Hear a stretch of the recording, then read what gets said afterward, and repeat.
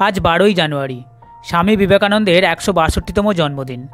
এই মহতী দিনটির মাহাত্ম্যের জন্য প্রতি বছরের মতো এবছরও উদয়নারায়ণপুর বিবেকানন্দ যুব পাঠচক্রের উদ্যোগে উদয়নারায়ণপুর তরুণ সঙ্গে আয়োজিত হয়ে গেল বিবেকানন্দের জন্মদিবস। সম্পাদক শ্রী সুব্রত চট্টোপাধ্যায়ের উদ্যোগে ও মাননীয় সোমনাথ চক্রবর্তীর সভাপতিত্বে সকাল থেকে নানা কর্মসূচির মধ্যে সাজানো হয়েছে এই অনুষ্ঠানটি। সকাল 6:30 সংঘগীতি ও প্রার্থনার মধ্য দিয়ে অনুষ্ঠানের সূচনার পর স্বামীজির বাণী ও পাঠ, এরপর প্রিয় সঙ্গীতানুষ্ঠানের পর সকাল 8:30 একটি শোভাযাত্রার আয়োজন করা হয় উদয়নারায়ণপুর বাজার সংলগ্ন এলাকায়।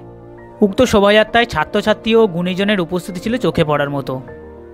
প্রভাত ফেরির সুন্দর অনুষ্ঠানের পর ছিল লাড্ডু বিতরণ। এছাড়াও রয়েছে আলোচনা সভা ও দেশাত্মবোধক সঙ্গীত ও নৃত্য প্রদর্শন। ভারতের প্রাণপুরুষ ও মহান এই মনীষীর বাণী ও জীবন দর্শন আমাদের জীবনের চলার পথের পাথেয় হোক।